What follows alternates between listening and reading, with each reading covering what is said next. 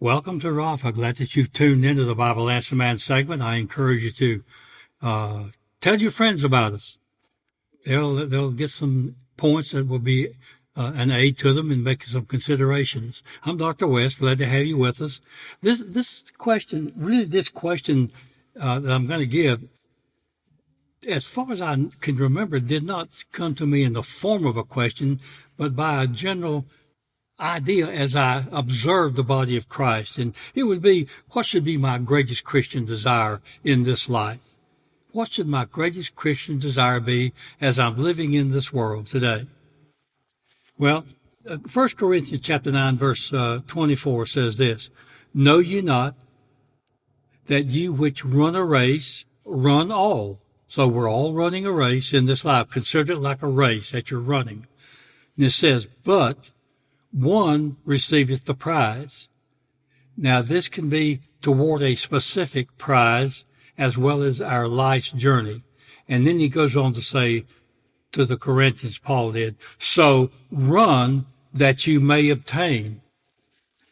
When you're in any kind of race in life, not just where you're on a track someplace or in a marathon or something of that nature, but when you're running the race of life, you don't run that, or shouldn't, with a casual intent. And so many people do. They take their jobs casually. They take their family casually.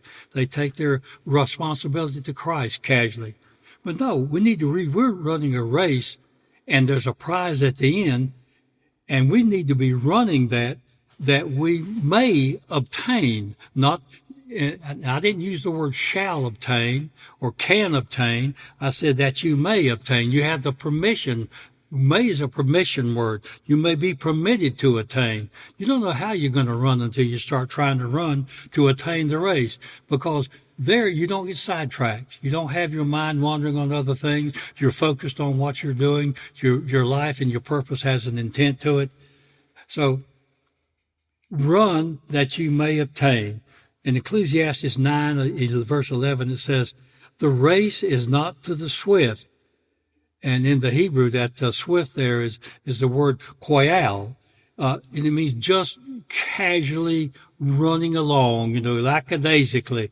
So it's not that person is not going to run any race.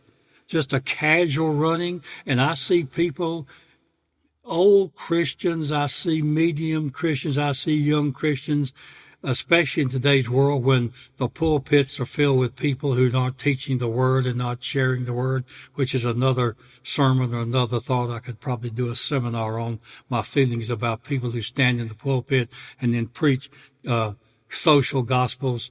And I could name you some names, but I'm not about to do that. They're just running the race, and they're raising people up who just take their Christianity as casually. Oh, I'm just I'll go to church today, see who's going to be there and see what the agenda is today. And maybe I can make some friends for the latter part of the week. Sad. It's so sad. 2 Timothy chapter 4, verse 7. Again, Paul is quoting to Timothy. "I have finished my course." He's sharing some of his feelings now. He's at the end of his race is what he's going to be talking about. "I have finished my course," my race. In other words, that's a race. It's what the Greek would say that is. The course here is just nothing but a race. And there'll come a time you can't appreciate what I'm going to say now. You can't appreciate the fact that you're going to get the idea that you finished your race. Sometimes we finish a race early on in our life and we're through with it. Sometimes we have the feeling we have done one thing. Like I think often about the first guy who stepped on the moon, Armstrong. It sounds like as looking back at his life, although he did many things, he felt, he got the idea that gave me the idea in a way. And he seems to set the persona that was his reason for having been created. But no, it really wasn't. But he probably felt like he had accomplished something, and he did to a degree. But a Christian, when we start coming to the end of our life, we'll start getting that feeling that I have finished my course, my race. And when you're coming to the end of that. And he said, "I've fought a good fight." Have you?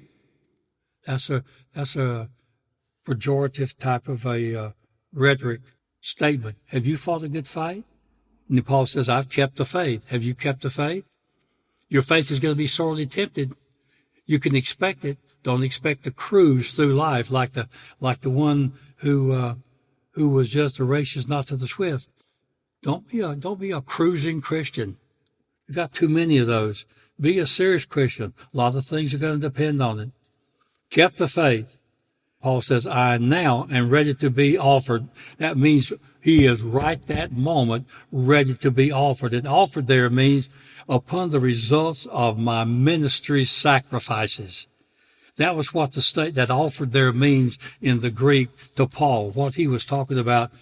I have reflected upon the results of my ministry, and I've decided that right now, based upon what I did with what I had, I'm ready to be offered.